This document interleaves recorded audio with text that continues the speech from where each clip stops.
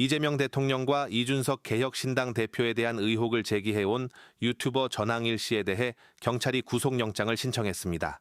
전 씨는 정권의 입막음용 하명 수사라며 거세게 반발하고 있습니다. 서울경찰청 광역수사대는 정보통신망법상 명예훼손 등의 혐의로 한국사 강사 출신 유튜버 전항일 씨에 대해 사전 구속영장을 신청했습니다. 전 씨는 자신의 유튜브 채널을 통해 이 대통령이 160조 원 규모의 비자금과 군사기밀을 중국에 넘겼다는 주장을 송출하고 이준석 대표의 하버드대 경제학 복수 전공은 거짓이라는 의혹을 제기해 고소 고발됐습니다. 이외에도 대통령 혼외자설 등 확인되지 않은 사실을 유포한 혐의를 받고 있습니다.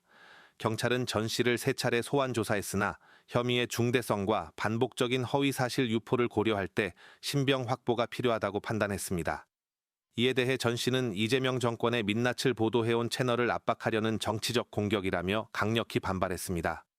특히 경찰을 향해 대통령의 하명 수사를 받았을 것이라며 이번 영장 신청이 정권의 비판적인 언론인을 탄압하는 올코트 프레싱의 일환이라고 주장했습니다.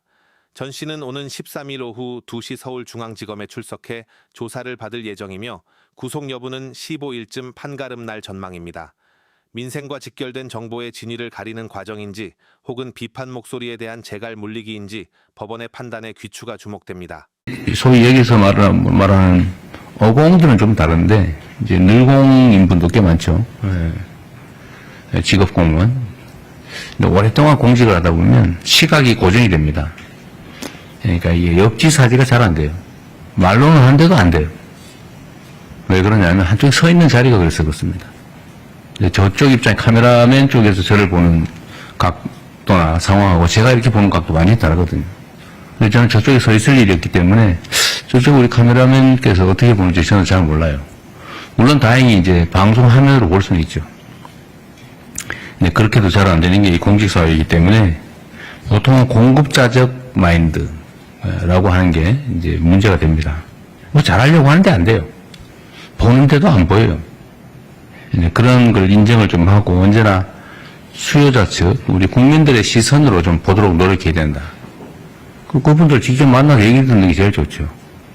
직접 만날 수 없다면 그분들이 모이는 자리에서 하는 얘기들이라도 잘 봐야죠. 하다못해 영 안 되면 커뮤니티 댓글이라도 읽어봐야죠. 도대체 뭔 생각을 하고 무슨 얘기를 하고 사나, 뭘 바라는가, 뭔 문제 지적을 하는가 이런 걸 좀 봐야죠. 그래서 국민들의 시선, 시각을 중시했으면 좋겠다. 하여튼 실행 가능한 것들을 최대한 신속하게 찾아내서 최대한 신속하게 집행하자라는 말씀을 드립니다. 여러분들은 직접 집행한 사람은 아니고 집행하도록 이렇게 아이디어를 주고 또 논의하고 지휘하는 쪽에 있는 사람들이니까 집행부서들이 열심히 잘할 수 있도록 잘 조언하기 바랍니다. AI 얘기를 좀 잠깐 해야 될 것 같아요.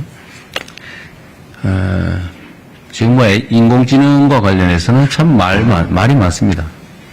뭐 주장도 많고 저도 뭐 아주 자세히는 잘 모르겠어요. 근데 한 가지는 알죠. 피할 수 없다. 엄청나게 중요하다. 앞으로 사회의 중심이 될 거다. 이게 우리 국민들의 또는 인류의 삶을 통째로 바꿀 거다 정도는 감이 옵니다. 그런데 이 문제에 있어서 우리가 대비를 해야 되는데 그러기 위해서는 일단 좀 알아야 되고 우리만 아는 것으로는 부족하고 우리 공동체 구성원들도 그 내용을 충분히 좀 숙지하고 적응하고 가능한 곳에 나아가서 적극적으로 활용할 수 있게 만들어 드려야 되겠죠. 이 두 가지 측면이 있을 겁니다. 이게 이제 주는 효율적 측면, 좋은 면, 유용한 측면도 있는 반면에 또 위험한 측면도 있죠. 위험한 측면은 뭐 아동되는 사례도 있겠지만 또는 이게 지나치게 한쪽으로 집중이 돼서 우리 사회의 양극화를 극단적으로 만들 가능성이 매우 높지요. 그러면 그에 대한 대비책도 필요할 거다. 제가 성남시장 때부터 한 10몇 년 됐죠 벌써. 그때부터 우리 사회의 미래에는 생산수단의 소유나 아니면 생산 능력이 양극화되면서 엄청난 사회적 문제가 될 거고, 그러려면 거기에 대응하는 사회 시스템을 언젠간 반드시 준비해야 된다. 소위 기본 사회를 준비해야 된다. 근데 그 얘기했다가 이제 뭐 사회주의자 빨갱이 뭐 과격한 뭐 이런 얘기 많이 들었는데, 지금 상태에서 아마 저의 문제 제기에 대해서 아마 동의하시는 분들이 많아진 것 같아요. 어딘가 제가 공론 조사 같은 걸 한 걸 봤는데, 어떤 이 극단적 양극화, 인공지능 사회, 여기에 대비하기 위해서는 기본 사회 정책이 필요하다라는 점에 대한 동의 정도가 상당히 높아진 것 같습니다.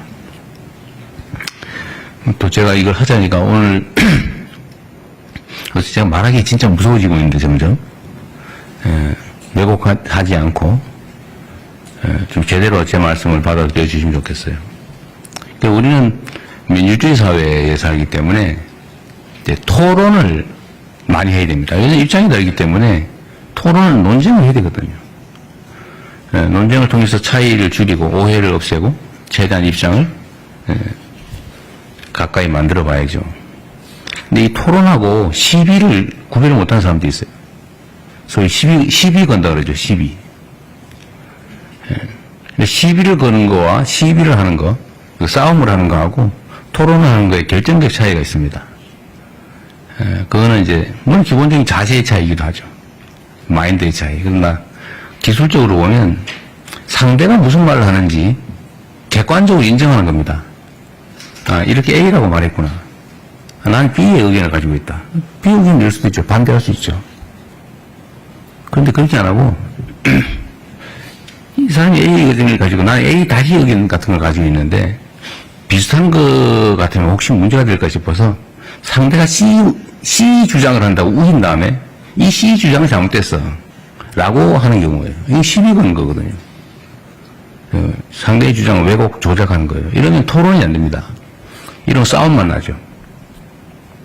이건 민주주의를 해치는 거다. 그 말씀을 하나 좀 드립니다.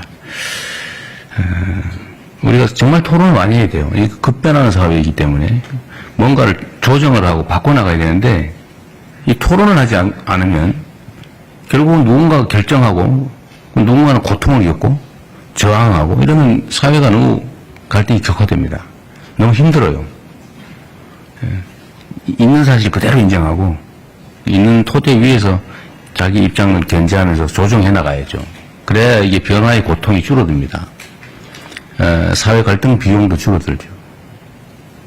좀 그렇게 했으면 좋겠어요. 뭐 시비 걸 거 없나 이렇게 보고 오로지 무조건 반대하기 위해서 없는 것도 지어내가지고 상대 주장을 왜곡해서 공격하고 이러지 않았으면 좋겠어요. 그런 사회 발전이 안 됩니다. 점점 퇴보하죠. 기본 사회에 관한 얘기도 좀 진지하게 하면 좋겠어요. 너무 정치적으로 접근하지 말고. 생산력이 그 소수에게 집중되고 그 생산력이 너무 크기 때문에 한번 생각해 보십시오. 지금 생산 로봇 때문에 이제 생산 로봇을 현장에 못 들어오게 하겠다고 이제 어느 노동조합이 이제 그 선언을 한 것 같아요. 물론 뭐 진짜는 아니고 아마도 투쟁 전략의 일부겠죠. 투쟁 전략 전술의 일부일 겁니다. 그런데 과거에 우리가 이제 전기 기관 그다음에 기계가 도입됐을 때 그 기계 파괴 운동이라고 사람들이 일자리를 뺀다고 기계 부수자 이런 운동이 있었잖아요. 근데 그 흘러오는 거대한 수레를 피할 수 없습니다. 결국 그 사회에 빨리 적응해야죠. 기술을 익히고 전기기관 기계를 통제하는, 조정하는, 또는 만들어내는, 수리하는, 뭐 이런 기능이 또 필요하잖아요.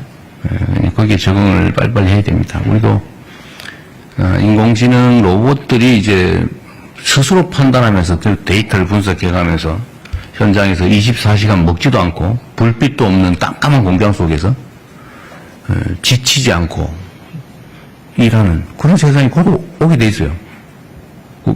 뭐 피할 수 없어요. 그럼 그 생산 수단을 가진 쪽이 엄청난 부를 축적할 텐데 대다수의 사람들은 일자리를 찾기가 어렵겠죠. 뭐 일자리가 있겠지만 정말 기계 인공지능이 할 수 없는 아주 고도의 노동 일자리 아니면 그 인공지능 로봇이 하지 않는 더 싼 노동, 뭐 이렇게 일자리 양극화 될 거라고 예측하지 않습니까? 생각보다 빨리 오고 있어요. 그럼 거기에 우리가 대응해야 됩니다. 정치 준비해야죠. 지금 뭐 당장 그렇게 하자는 건 아니고.